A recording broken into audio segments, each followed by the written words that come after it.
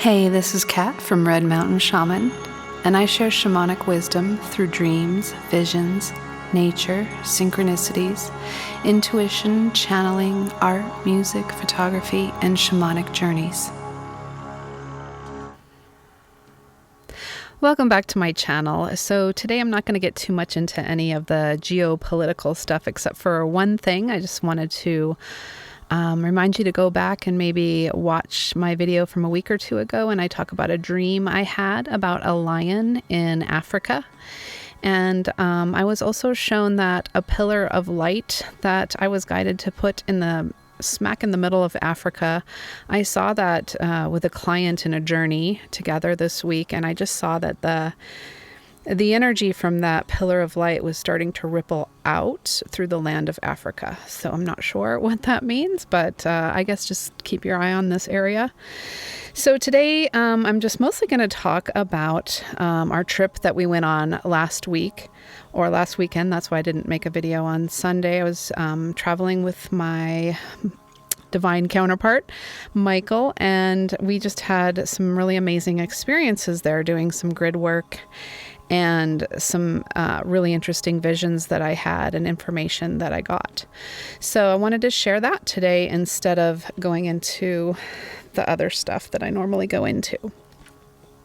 So when we went on this trip, we were going up to South Dakota. That's where felt really guided to go on this trip. And it's funny because I haven't really been on an airplane since we went on a tour like 18 years ago to Europe. And it's just because we can't really afford it. We love to travel, and we're both very much kind of gypsy souls that love to explore. But I find it interesting that I've been kind of kept here in the western half of the U.S. And as I mentioned before, there is a rock underneath the Dome of the Rock that is shaped like the western half of the U.S. So it's just a very interesting coincidence if that truly is a rock that is shaped like the western half of the U.S. I feel like all the grid work that I've been doing over the last 5 years or so, or a little more, is in the western half of the U.S. So this trip, we were guided to go to South Dakota. We went there in 2020. I might share that trip on another video, but that was just a crazy trip with so many weird magical stuff that happened. So this time we were down more south in this place called Hot Springs, which I just felt really drawn to that town for some reason. So before I left, I was guided to bring 4 crystals. And we headed on out, and we have to pretty much drive from northern Utah all the way through Wyoming to get there. And about a half hour out, we saw a beautiful bald eagle, which is a very rare sight in the area that we live. So that was really cool to see. It felt like it kind of like set the tone for this trip. You know, the bald eagle always, to me, represents freedom.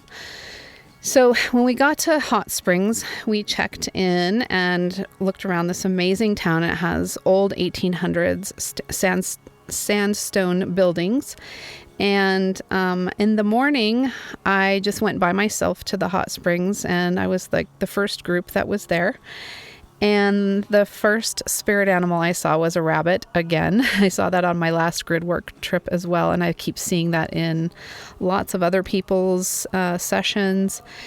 And I just got a little video of it. He was really cute, and I always feel like the rabbit represents fertility. So I feel like that the energy of fertility is going to be expanding. So Then after that, we decided we didn't really have an itinerary per se. We just kind of felt to kind of go be guided. And we felt guided that after I got back from the Hot Springs to Rapid City, we grabbed some coffee, and the place was called Harriet and Oak. If you ever want to go there, it was awesome coffee, and it was this really cool old brick building, and they had a VW van inside, very rustic, right downtown. And then after that, we thought we would go check out the Badlands. So we've never been there before, and I had watched some YouTube videos about it. And so I had planned on seeing this place called Wall Drug, which is kind of like a famous stop off before there.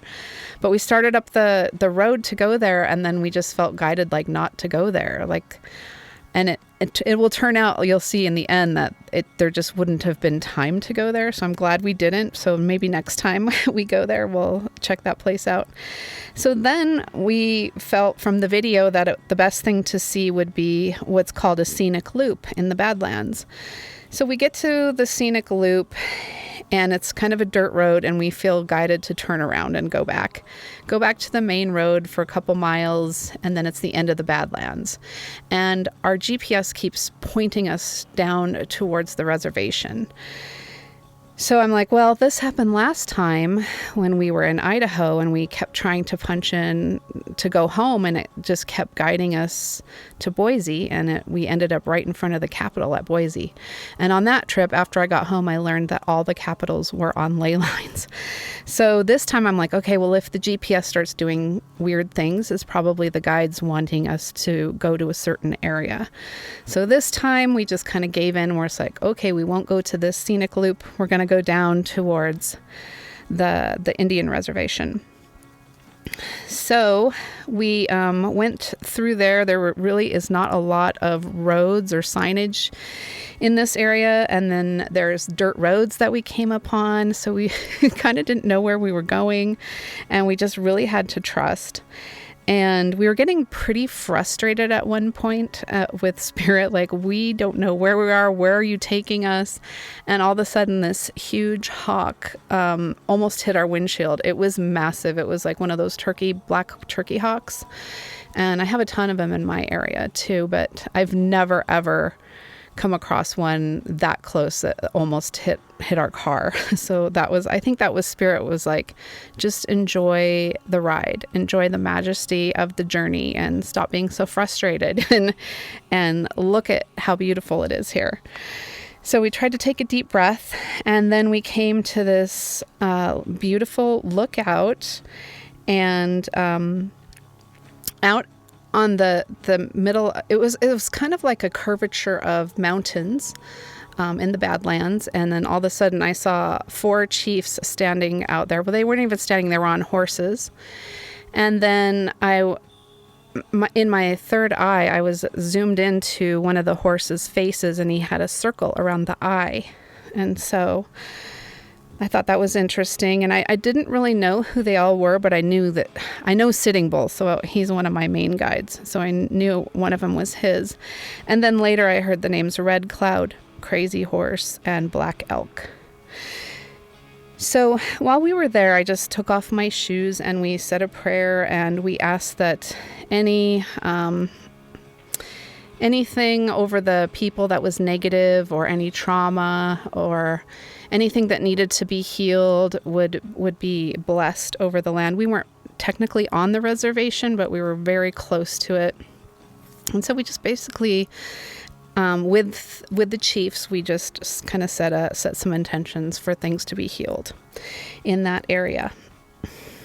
So the next thing we came across was an old church in the middle of nowhere. And so I got out there barefoot as well and did some clearing and healing, and it was basically a really beautiful little white abandoned church, and there was nothing else around it, so I got some really cool pictures. I'll probably maybe put some of these pictures in future videos.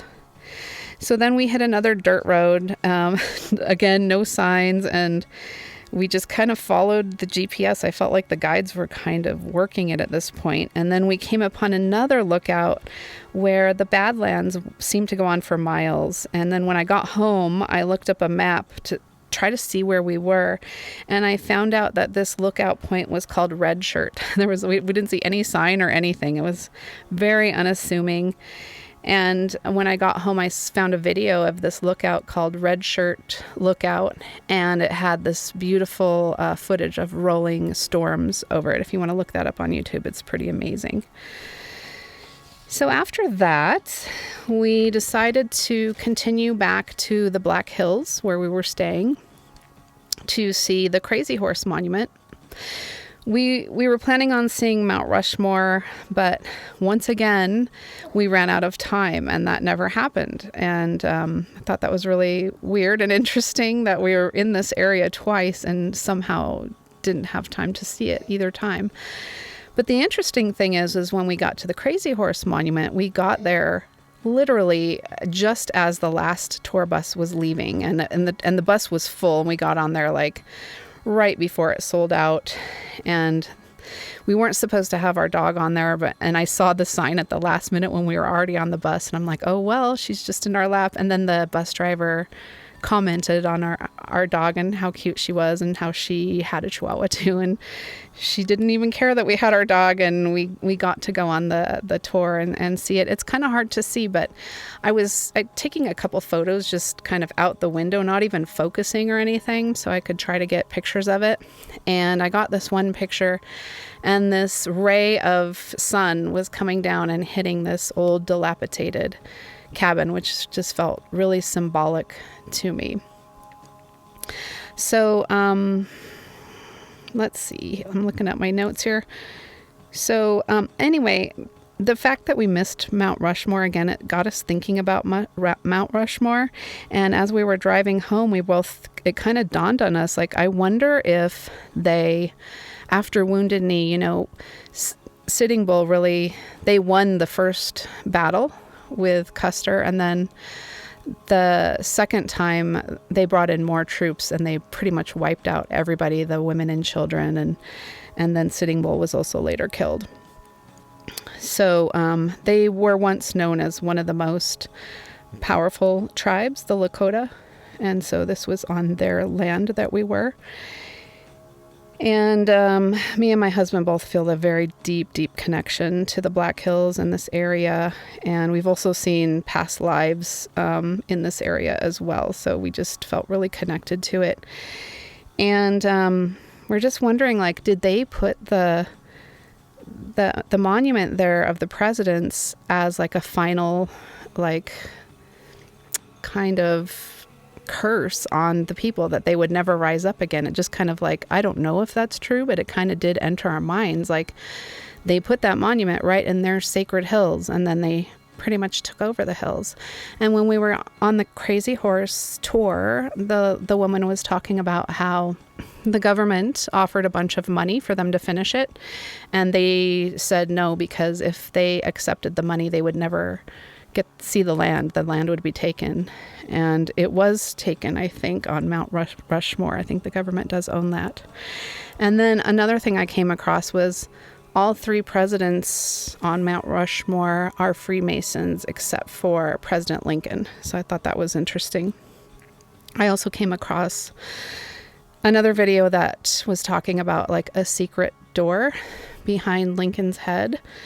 So I don't know what that's about, but I thought that was interesting too. So I'm not saying like all this is true. It's just stuff that we were thinking about and wondering about.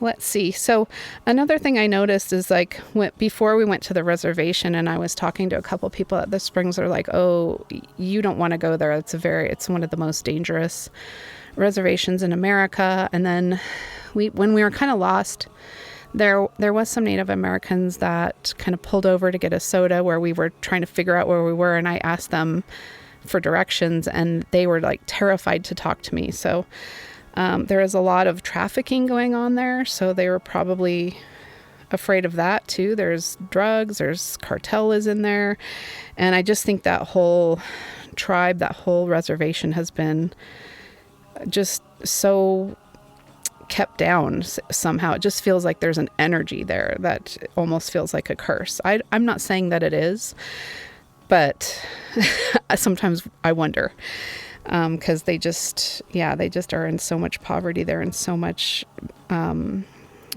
oppression.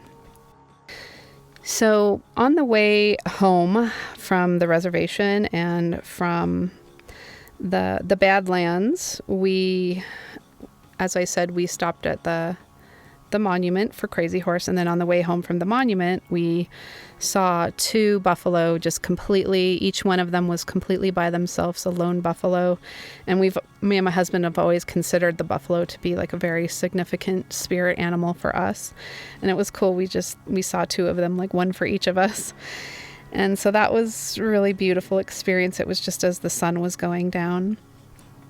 So the next morning, I went back to the springs by myself. And then I was laying in the pool, and I was like one of the first people there, and I was in the big pool, and there was nobody in there. So it was very quiet, and I was all by myself, and I was visited again by these 4 chiefs. And I kind of was like, well, what are you doing here again? Is there something that I can help you with? You know, since I'm here in a body, can I help you do more grid work? What can I do? And they said, we just wanted to give you gifts for, I guess, for what I was doing there. And so each of them gave me a gift, and I'll go into that in a minute. And then I started crying, and I just could just so deeply feel their love and their spirits. And I was so glad that nobody was in there to see me bawling. So that was just an amazing, beautiful experience. And I'll, like I said, I'll tell you what they gave me in a minute. So then after I went to the hot springs, me and my husband and the dog, we all went to some shops in this town. And in one of the shops, she had a lot of local art and craftsman stuff. And I saw this skull with a painting on it, and I just loved it, and I didn't know why. And I said, I'm going to go back in and take a picture of this skull. That's the skull that you see on the front of this video. And there was also some bubblegum agates from Buffalo Gap, which are pretty much only found in South Dakota. So I got a couple of those. And then there was thunder and lightning all night and rain on our cabin. So that was really majestic and beautiful. And we just slept with the rain all night. And then the next morning, we didn't really have too much plans. We just felt guided to kind of stick around that area. And I said, well, let's go check out this reservoir. And so we went to this recreational area called, I think it's called Angostura Reservoir. And when we were driving up there, it just was pouring rain, and it had been pouring rain all night. And I said, well, this is a long shot, but I'm just going to ask the thunder beings if they would stop the rain so that we can go down on that sandy beach and let our dog run around, because she hadn't really been able to have a free run for a couple days, and she'd been in the car a lot.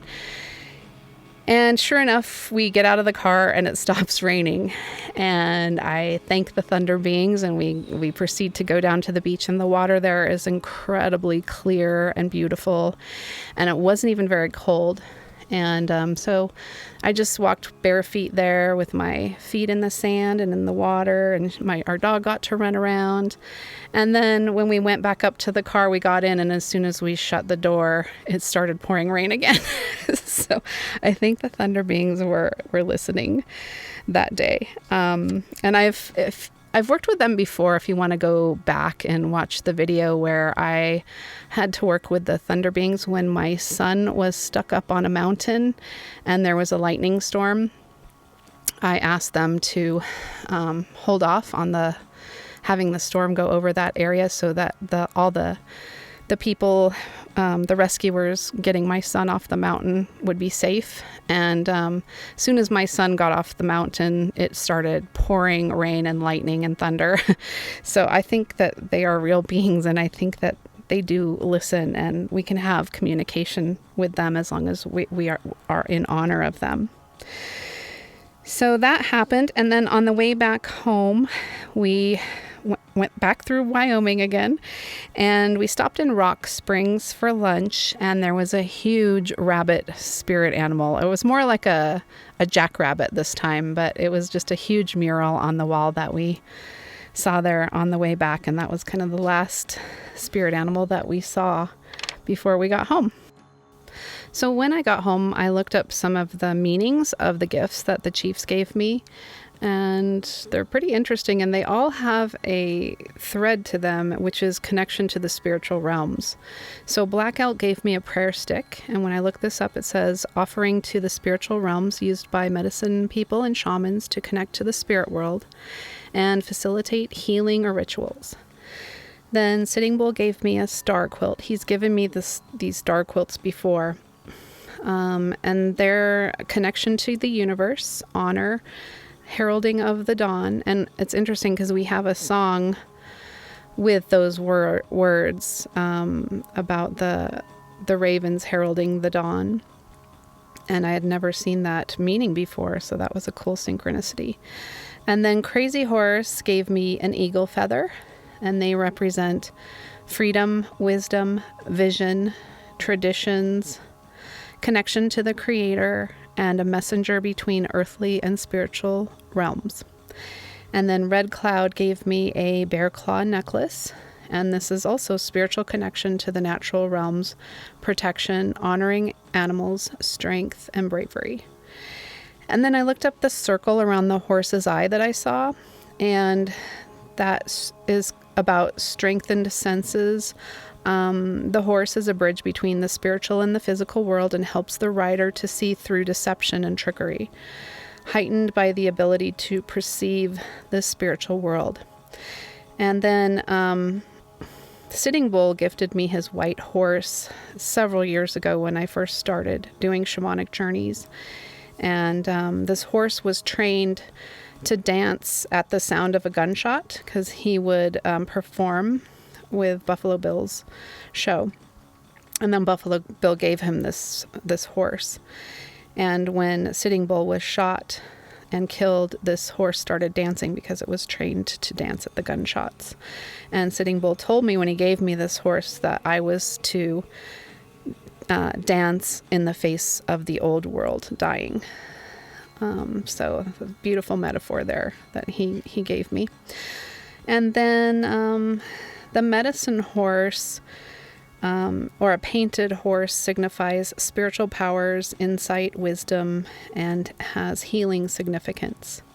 And then I looked up the meaning of the lightning in the Native American culture, and it represents purification, truth, power of the Great Spirit, destruction of ignorance. Lightning hitting false places of worship is something that I got in a recent channeling. And we've already seen like a couple things hit by lightning. There was a wall that had George Floyd's painting on it, and a lightning hit this brick wall and the wall fell apart. And then it also hit the Georgia Guidestones. I believe that was not a man-made thing, that those Guidestones were hit. So I think we've been told in other channelings that this lightning is going to continue. Let's see. So then I looked up the double-headed eagle, and in a session this week, randomly I got the information that the double-headed eagle was once a symbol of the old world or Tartaria, and then it was hijacked. And so now we can see that the Freemasons use it, and it's used in other things too. So it feels like it's been kind of hijacked by secret societies. So I was wondering, like, is the double eagle used in Native American culture, and why is that coming up? And then I remembered that double-headed bird was on the skull that I took a picture of. So I was like, oh my gosh, maybe there's a connection there. So I don't know. So I wanted to ask that today. I'm just looking at my notes here. There is also a Heyoka connection. Visions of thunder beings share sacred power through actions, rituals, and offerings to the thunder beings, respect, to avoid wrath, good spirits, guardians of truth, sacred, highly regarded by the Lakota, and that's the thunder being meaning that I found. The double-headed thunderbird is kind of similar to the eagle that was hijacked, the double-headed eagle, and the same meaning, kind of dualistic. It represents creation or destruction, depending on what it's needing to do, and also that the thunder beings are guardians or protectors, and they protect the pure and truthful from negative forces. So with all of that, this is a lot today. So I don't know why I'm a little nervous and kind of breathing heavy today, but there was a lot that happened, and it's like such personal stuff. It's kind of like hard for me to share this stuff sometimes, but I just feel like called, like I'm supposed to sort of share so that other people can experience their own magic, and that I can just have these personal experiences out there to encourage you all to be open to magic in your own life, and just to go with the flow and let yourself just experience these things, and trust in the spirit to guide you to what wants to be given to you, what wants to be experienced. So with that said, the being that came through today was Sitting Bull. Of course, one of the chiefs, the 4 chiefs that came through. And it's interesting that 4 chiefs came through, because I was guided to bring 4 crystals with me, which I was told to kind of leave in different places that we were. So that was cool. So without further ado, this is what I typed out when I heard Sitting Bull's words. Enjoy. There are many words within my soul I wish to express today. I come as the eagle, full of hope in the liberation of humanity. There are great changes happening upon the earth and within her very being. She is shifting from her core, and just as humanity is purging old energies, so it is with her. As my horse danced in the face of my death, so too can you dance in the face of the death of the old world. The shaking will continue as old structures and paradigms crumble. What many think they need or have become accustomed to will become slippery as an eel. There is no going back. There is no holding on to what has been. The sun heralds a new dawn. As old systems and old guards fall away, the restrictions and limitations will also fall away. The new must be constructed, and the builder races have returned. The double-headed thunderbird rolls across the plains and gives warning and also blessing. What you receive will be in accordance to your heart, which the Great Spirit knows intimately. Those who have walked within the curse of the forefathers are aware of their deeds. They have been wielding their inverted magic and symbols for many long years. Some have stolen the sacred eagle and double-headed thunderbird, and have inverted it to be used for their own corrupt and self-serving advantage.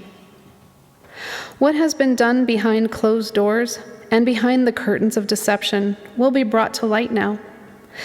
The secrets of the hidden societies will come to light, and justice will render its mercy to the pure in heart. The chiefs of old have stepped forward on sacred land in order to honor your own pure heart, as you have sought out the words and guidance of Great Spirit, and work in service to others at this great time of transition. Those in resonance look forward to the guidance that comes through your vessel. Each gift represents your connection to the spirit world and honors your spiritual gifts as you have used them in service to your fellow sisters and brothers. True unity is assisting one another, lifting each other up, and working towards the betterment of all. When a small group of people hides behind the mask of philanthropy, yet only work to serve themselves while harming others, this is not true unity. As we are moving towards true unity, those who have bastardized our oneness will no longer be able to operate in the rising frequencies of Earth. It does not matter what race one has come into this world as. All are one, and we all work together for the betterment of society in harmony with Mother Earth. Those operating in oppression and control will be shown out by the great I Am. Those stealing from others to serve these agendas will be uncovered and served appropriate justice. The time has come. The white buffalo calves are being born. The harvest is upon us. The prophecies are unfolding. The blue star Kachina will emerge. What is hidden beneath the earth will emerge. True history will emerge. Energy that is not a profiteering scheme will emerge. Benevolent leaders will emerge. Prosperity and abundance will emerge. New creation will emerge. I exited the earth at a time when dark forces were released and wreaked havoc on sovereignty. These forces reared up and took control and plundered at will. They operate in the shadows, and they have created war, disease, and all manner of pestilence and destruction. But their season is coming to an end as the golden light pours in, and the true kings and queens are beginning to remember their lineage. Keep watch as sites of false worship and false liberty experience the strikes of the Creator. The thunder beings will speak and show their power of light. As they are one with the Great Spirit, they carry the power and wisdom of all that is. It is time to reclaim peace on earth. It is time to step into sovereignty and wisdom. It is time for all nations and all beings who choose peace. The chiefs honor the pure in heart who brave this great unfurling and bring back the codes held deep within their memory in order to assist with this momentous transition. The double-headed thunderbird watches over you and will take back its power from those who have misused it and have misrepresented it with a great show of force, and it shall be a spectacle to behold. Those who continue to operate in darkness are merely biding their time. Nothing can stop what is coming, as a great turn of events is not on the horizon, but is happening now. The land is being cleared of old energy. The grids are igniting with long-forgotten energy. The solar events are increasing. The intensity is accelerating. All that is not in alignment with New Earth will be seen and dismantled, for the field is ripe and ready to harvest. Never again will darkness be able to roam the earth with such duality as has been witnessed over many epochs of time. For she is ascending in her own right, and she will also receive the honor and healing she deserves. Let us release these old wounds and revive the new dawn. Let us come together as the rainbow warriors, creating a circle of love and unity as we come to an end of this final battle. The campfire burns brightly for those who seek friendship within the tribal councils of light. Gather in, children of the Most High, gather in. I am Sitting Bull, he who fought for the sovereignty of my people and continues to assist from the realms on high. I leave you this message with the utmost respect as you continue on your journey of awakening, empowerment, and truth.